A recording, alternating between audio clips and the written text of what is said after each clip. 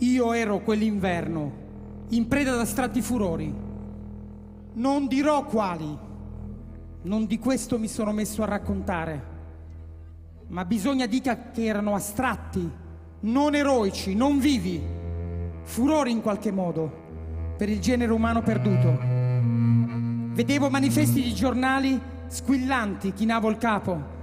Vedevo amici per 1 ora, 2 ore, stavo con loro senza dire una parola, chinavo il capo. E avevo una ragazza, moglie, che mi aspettava, ma neanche con lei dicevo una parola. Anche con lei chinavo il capo.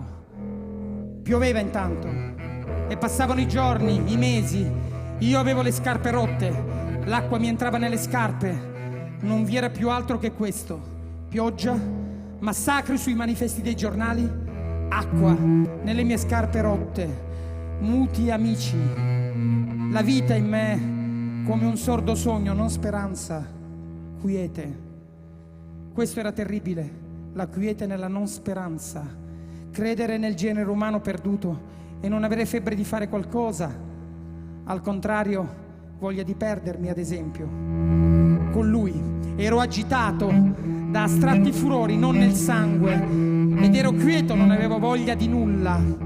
Ero quieto, era come se non avessi mai avuto un giorno di vita, né mai saputo cosa significa essere felici, come se non avessi nulla da dire, da affermare, nulla da negare, nulla di mio da mettere in gioco, nulla da ascoltare, da dare e nessuna disposizione a ricevere. È come se mai in tutti i miei anni di esistenza avessi mangiato pane, bevuto vino, bevuto caffè, mai stato a letto con una ragazza, mai avuto dei figli, mai preso a pugni qualcuno, o non credessi tutto questo possibile, come se non avessi avuto un'infanzia in Sicilia, fra i fichi d'India, lo zolfo, le montagne, ma ero agitato dentro di me per astratti furori e pensavo al genere umano perduto, chinavo il capo, pioveva, non dicevo nulla, non dicevo una parola agli amici e l'acqua mi entrava nelle scarpe.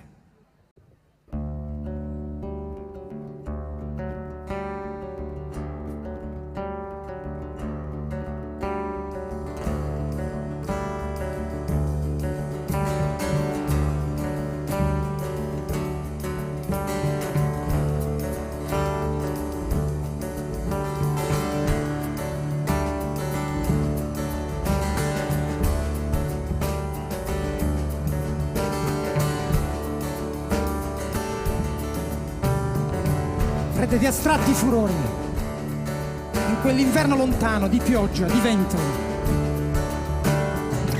guardava il genere umano con l'anima assente e il capo chino.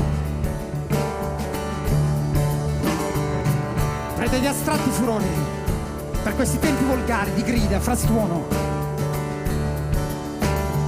senza più nulla da dire, da dare, come Elio nel 41.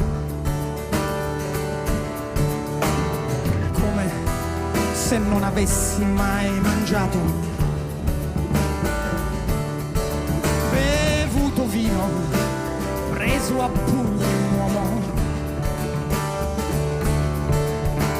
mai visto il sole, sentito il suo calore, il corpo di una donna, il vero amore.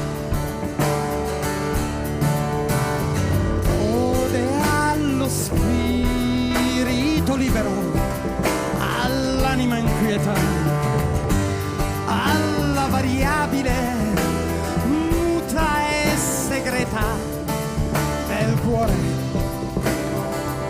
che si fa trasportare dalle infinite passioni, preda di astratti furori. Migrano come gli uccelli verso paesi lontani, neri, pensieri, sopra distese d'ulivi intrecciano voli, ricordi leggeri, come se non avessi più nel cuore i giorni della gioia o del dolore. chiuso dentro una sfera di cristallo, immobile e tutto il mondo intorno.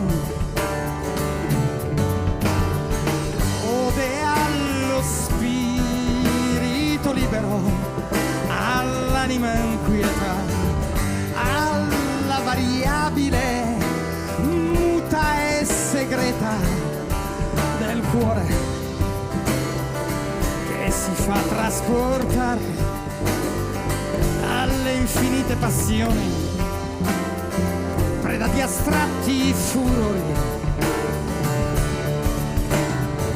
Ode agli spiriti liberi, alle anime erranti, alla mutabilità degli eventi, alla sorte, e apre e chiude le porte, libera dalle passioni, preda di astratti furori.